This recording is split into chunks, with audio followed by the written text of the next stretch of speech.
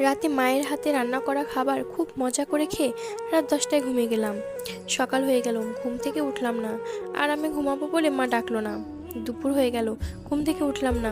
এবার মা অনেক ডাকলো, আমি উঠলাম না। মা চলে গেল, একটু পর আবার আসলো।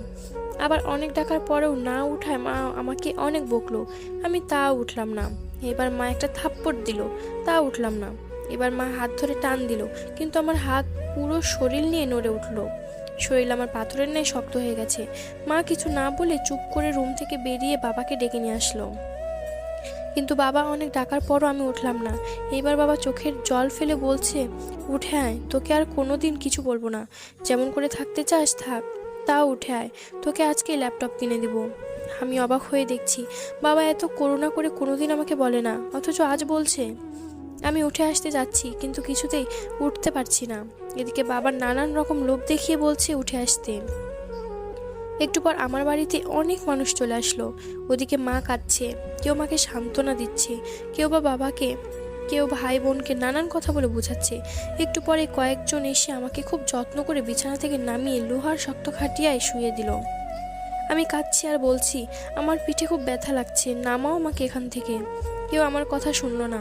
একটু পর ওই মানুষগুলো গরম পানি নিয়ে এসে আমার শরীরে কিছুটা পানি ঢেলে দিল।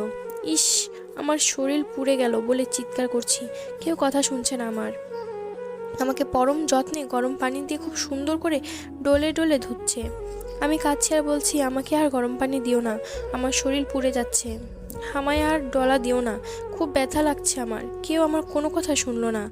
অনেক সময় নিয়ে গোসল করিয়ে আমার শরীর ভালো করে মুছে নিয়ে আসলো আমার বসার জায়গাতে। আমি খুব খুশি হলাম, ভাবলাম এবার আমাকে এখানে বসাবে। কিন্তু ওরা আমাকে না বসিয়ে কাঠের শক্ত একটা খাটে শুয়ে দিল, একটা চাদরও নিচে দিল না। একটু পরে মা, বোন আরও কয়েকজন মিলে আমাকে একটা সাদা কাপড় পরালো। মা অনেক আদর করে আমার মুখে হাত বুলাচ্ছে আর কাঁদছে। এত আদর কোনোদিনও করেনি মা আমাকে। আমি অনেক করে বললাম কান্না থামাতে, কিন্তু কিছুতেই কান্না থামাচ্ছে না। আমি এত করে বলছি কেঁদো না, কেঁদো না, কিন্তু কিছুতেই শুনছে না মা আমার কথা। একটু পর কয়েকজন এসে আমার পা আর আমার মাথাটা বেঁধে দিল। কত বললাম একটু খুলে দাও বাঁধন, কেউ শুনলো না। মাকে সরিয়ে দিয়ে আমাকে নিয়ে যেতে লাগলো। মা কিছুতেই নিয়ে যেতে দিচ্ছে না আমাকে। ভাই বোন সব চুপ হয়ে কাঁদছে, আর কিছু বলছে না।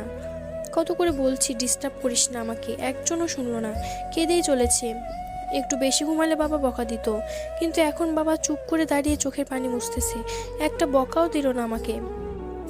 মাকে জোর করে সরিয়ে নিয়ে গিয়ে কয়েকজন মিলে আমাকে নিয়ে অনেক মানুষের সামনে শুয়ে দিল একটা ছায়ায়।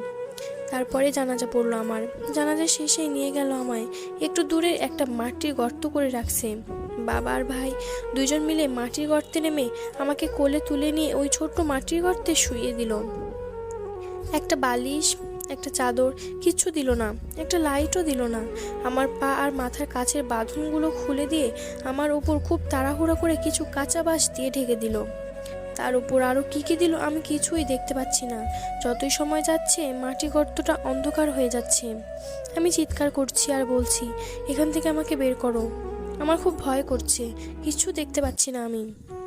একটু পরে আমার উপর মাটি চাপা দিয়ে সবাই চলে যাচ্ছে। আমি ডাকছি আর বলছি, আমাকে একা রেখে যেও না। কেউ শুনলো না। স্বার্থপরের মতো সবাই চলে গেল। কি ভাবছেন, মৃত্যুবরণ করবেন না? আরো রং তামাশা করা বাকি আছে।